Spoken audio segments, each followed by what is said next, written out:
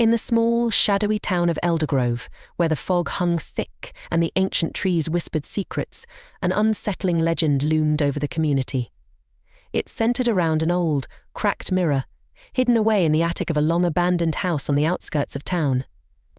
This mirror had a dark and twisted history, said to have once belonged to a powerful witch whose abilities were both feared and revered by the townsfolk. It was rumored that the mirror possessed the ability to reveal the deepest, darkest fears of anyone who dared to gaze into it, twisting their reality and plunging them into a nightmarish reflection of their souls. Mia, a troubled 17-year-old, had recently moved to Eldergrove with her father after the tragic death of her mother. She was still grappling with the weight of her loss, feeling lost and adrift in a new environment that only amplified her isolation. The house they moved into was an old, creaking structure filled with memories that were not her own, and each sound echoed the loneliness that clung to her like a second skin. One fateful afternoon, while exploring the dusty corners of their new home, Mia discovered the mirror, shrouded in dust and neglect. Its ornate frame was intricately carved, but deep cracks spiderwebbed across its surface, giving it an eerie, almost alive quality. Drawn to it, despite a gnawing sense of unease, Mia pulled away the sheet that covered it, revealing a glimmer of glass that seemed to pulse with a strange energy. The air around her grew heavy, and a shiver ran down her spine as she gazed into the reflective surface. In the depths of the mirror, she caught a glimpse of a dark figure lurking just behind her, its presence cold and unsettling.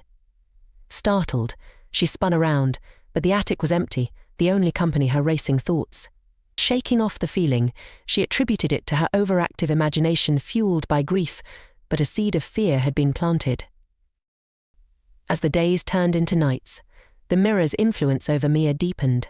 She began experiencing strange occurrences, whispers that echoed through the empty halls, shadows flitting just beyond her vision, and chilling drafts that seemed to swirl around her like a malevolent breeze.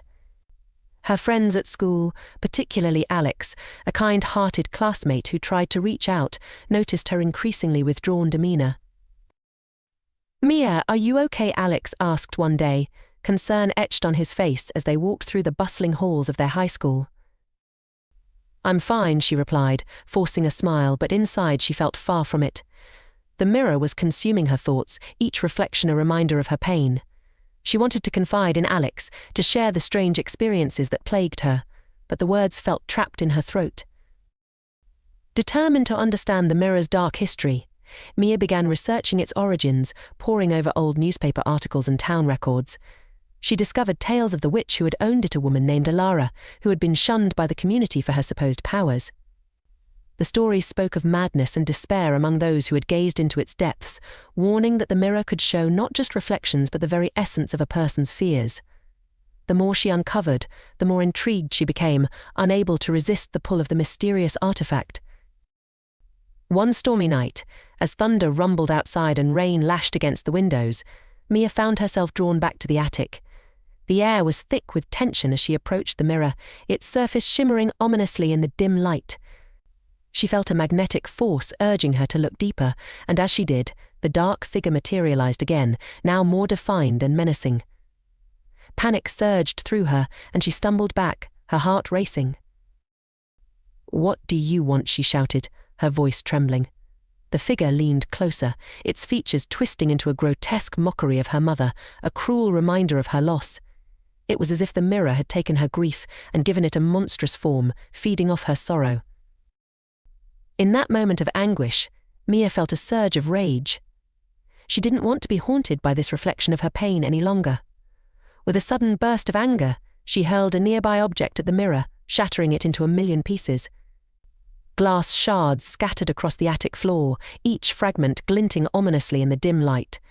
But instead of relief, a dark energy erupted from the remnants, swirling around her like a storm, intensifying her worst fears. The shadows lengthened, and she could feel the presence of the dark figure invading her thoughts, amplifying her grief and despair. As the days passed, the manifestations of fear grew stronger. Her friends began experiencing their own nightmares. Alex found himself trapped in a suffocating darkness, his voice echoing in silent pleas for help. Mia realized that her shattered mirror had unleashed a wave of terror that threatened to consume them all. She could see it in their eyes, the fear mirroring her own. In the chaos, Mia sought solace in her research again, determined to find a way to reverse the damage she had caused. She discovered that to break the curse, she would need to confront the dark figure within the shards. But she also knew this confrontation would require her to face her grief head-on, a task she had long avoided. Gathering her courage, Mia returned to the attic one last time, armed with knowledge and a determination she hadn't felt before. The air was thick with dread, but she steeled herself, knowing that she had to confront her fears to reclaim her life. As she stood amid the shattered glass, the dark figure coalesced, its shape taking on a more human form, an unsettling reflection of herself, twisted and broken. "You cannot escape me," it hissed, its voice echoing her own insecurities. "I am your fear. I am your pain." "No," Mia shouted, her voice firm and resolute. "You are not me. You don't control my life." In that moment of defiance, something shifted within her. Mia realized that the fear she had been running from was a part of her, but it did not define her. With every ounce of strength, she began to piece together the shards of glass, reclaiming her agency over the darkness that had threatened to engulf her. As she confronted the figure, memories flooded her mind, happy moments with her mother, laughter shared, love that transcended loss. Each memory became a weapon against the darkness, illuminating the shadows that had once felt insurmountable. The dark figure writhed, and for the first time, Mia felt a flicker of hope. With one final surge of courage, she shattered the last piece of the mirror, sending a shockwave of light through the attic. The dark figure screamed, dissipating into the ether, releasing the souls it had captured. The air cleared, the weight lifted, and for the first time in a long while, Mia felt a sense of peace wash over her.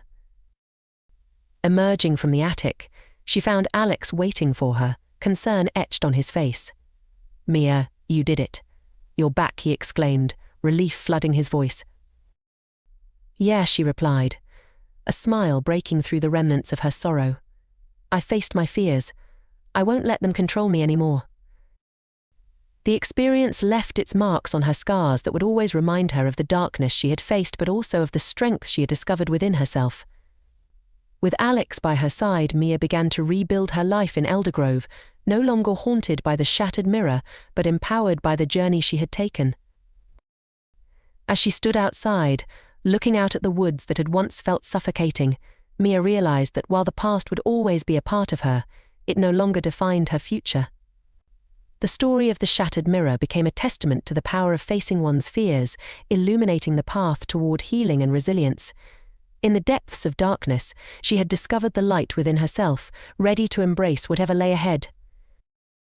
In the months that followed, Mia transformed her sorrow into strength. She and Alex grew closer, sharing stories and memories that helped to build a bridge over the chasm of grief that had once separated her from the world. They explored Eldergrove together, finding beauty in its quiet corners and shared laughter that echoed through the streets. Yet, even as she began to heal, shadows lingered. Occasionally, Mia would catch a glimpse of her reflection and feel a flicker of unease, a reminder of the dark figure that had once haunted her. But instead of fear, she found resolve in those moments, a reminder of her strength. One evening, as the sun set and painted the sky in hues of orange and pink, Mia stood before her bedroom mirror, this one plain and unassuming. She took a deep breath, steadying herself. The memories of the shattered mirror were vivid, but so was her journey of healing. She no longer felt like a prisoner of her grief. Instead, she felt empowered, ready to embrace life.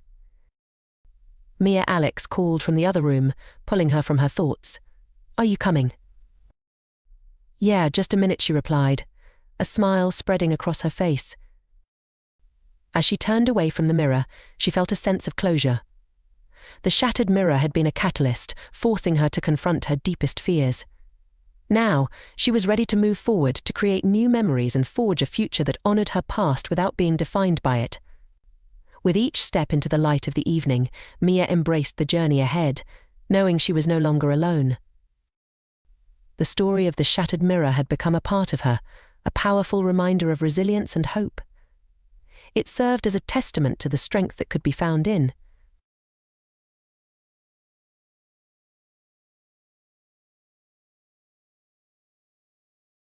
In a quiet, unassuming town nestled between rolling hills and dense forests, there stood an old, seemingly innocuous house that had long been the subject of whispered rumors and fearful glances. The house, with its weathered wooden panels and sagging roof, appeared as if it were a relic from another era, a time when it might have been filled with the lively chatter of a family. Now, however, it was silent, its once vibrant garden overgrown with thorny vines and tangled weeds. The most unsettling feature of this home was its door, a large, imposing structure of dark oak, adorned with intricate carvings that seemed to shift and writhe when observed from different angles. Locals spoke of the door with a sense of dread, for it was said that strange and inexplicable shadows moved behind it, shadows that defied explanation and seemed to harbour an unseen menace. The story that had become entwined with the house began many years ago with the sudden disappearance of a family who had lived there. They vanished without a trace, leaving their possessions untouched and their lives abruptly interrupted. Since then, the house had remained vacant, its darkened windows and heavy door giving it an air of oppressive mystery. Those who dared to venture near the house often reported feeling an icy chill and hearing faint, mournful whispers carried on the wind. The door, in particular, was the focal point of these unsettling tales. Some claimed that at night, when the moon was hidden behind thick clouds, they could see dark, amorphous shapes moving behind the door's frosted glass window. These shapes seemed to pulse and shift, as if something or someone was trying to get out or perhaps trying to communicate. One particularly stormy evening, driven by a mixture of bravado and curiosity, a young man named Daniel decided to uncover the truth behind the ominous door. Armed with nothing but a flashlight and a camera, he approached the house as thunder rumbled ominously overhead. The door loomed before him, its carvings now appearing even more sinister in the flickering light of the storm. With a deep breath and a trembling hand, Daniel reached out and grasped the cold, heavy doorknob. As he turned it, the door creaked open slowly, revealing a pitch-black interior that seemed to swallow the light from his flashlight. Inside, the air was stale and heavy, carrying the faint scent of mold and decay. The darkness was almost palpable, an oppressive force that seemed to press against him from all sides. Daniel's footsteps echoed eerily as he moved further into the house, the beam of his flashlight cutting through the darkness in sharp, jittery lines. He made his way down a narrow hallway, its walls lined with faded, peeling wallpaper that seemed to ripple and distort in the dim light. The whispers, barely audible at first, grew louder and more coherent as he approached a door at the end of the hallway. It was a smaller door, tucked away and seemingly insignificant compared to the grand entrance. With a sense of mounting trepidation, Daniel opened this door, revealing a small room that appeared to be a study or a library. Dust-covered bookshelves lined the walls, and an old, rickety desk sat in the center of the room. On the desk was an old ledger, its pages yellowed and brittle with age. Daniel picked up the ledger, his hands trembling as he flipped through the pages. The entries were cryptic and unsettling, describing a series of bizarre occurrences and the gradual descent of the family into paranoia and despair. The final entry was a desperate scrawl, pleading for someone to help them escape the shadows that had begun to invade their home. As Daniel read the final entry, a chilling draft swept through the room, causing the shadows on the walls to shift and writhe with a life of their own. The air grew colder, and the whispers escalated into frantic, unintelligible murmurs. Suddenly, the door behind him slammed shut with a thunderous bang, plunging the room into darkness. Daniel's flashlight flickered and died, leaving him in absolute blackness. The shadows seemed to close in on him, their shapes becoming more defined and menacing. The oppressive darkness was now filled with a sense of palpable malice, as though the shadows themselves were alive and hungry. In the suffocating darkness, Daniel felt a presence brushing against him, its touch icy and unnerving. The whispers grew louder, converging into a cacophony of anguished voices. Desperate to escape, he groped for the door, but it remained stubbornly shut. The shadows began to take form, coalescing into ghastly figures that reached out with ghostly hands. With a final, frantic effort, Daniel managed to force the door open and stumbled into the hallway, his heart racing and his breath coming in ragged gasps. Outside, the storm had abated, and the night was eerily calm. Daniel fled the house, leaving the ledger behind. As he looked back at the house, the shadows behind the door seemed to pulse and writhe with a dark satisfaction, as if they had fed on his fear. The house remained, its door a silent sentinel guarding the secrets and horrors within. The whispers of the past continued to haunt the empty rooms, a chilling reminder of the shadows that lurked behind the door, waiting for the next unwary soul to uncover their dark and twisted truth. As the autumn leaves began to fall, swirling through the cold wind, the townsfolk of Ravenswood found themselves increasingly ensnared by the whispering shadow. Each day the whispers grew more insistent, a chorus of anguished voices merging into one unsettling cacophony. It was as if the darkness itself had taken on a tangible form, curling around every corner and slipping through the cracks of their homes. The whispers would seep into their dreams, distorting their sleep into nightmarish visions. People spoke of seeing fleeting shadows darting across their peripheral vision, always just out of reach, and of feeling a cold, oppressive presence lingering behind them as they went about their daily routines. Those who tried to flee, seeking refuge in neighbouring towns, would often return, driven back by an unseen force, their faces etched with the same hollowed fear that had consumed their neighbours. The town's once vibrant community dwindled into a fractured, isolated group, each person haunted by their own private terror. The whispers, now a constant presence, seemed to amplify every fear, every doubt, every regret. They echoed through the empty streets, reverberating off the walls of abandoned houses, creating a never-ending loop of torment. Families were torn apart as the strain of the whispers drove wedges between them, turning loved ones into strangers. Desperation led some to seek answers in ancient texts and forgotten rituals, hoping to find a way to silence the voices. Yet, these efforts were met with horrifying results as the whispers grew more malevolent, their messages dark and cryptic, hinting at a long-buried evil that had been stirred. As winter approached, the town of Ravenswood lay cloaked in a perpetual twilight, the sky perpetually overcast and the sun a distant memory. The once bustling community now lay in eerie silence, punctuated only by the soft, sinister murmurs of the whispering shadow. It seemed to thrive on the fear and despair of its victims, growing stronger with each passing day. The few remaining souls clung to their sanity, their eyes darting around nervously as they moved through the darkened streets. The shadow had claimed more than just their homes, it had taken their hope, their peace, and their very essence. Ravenswood had become a place where shadows whispered and the darkness held sway, a town forever trapped in the grasp of an ancient and unrelenting evil.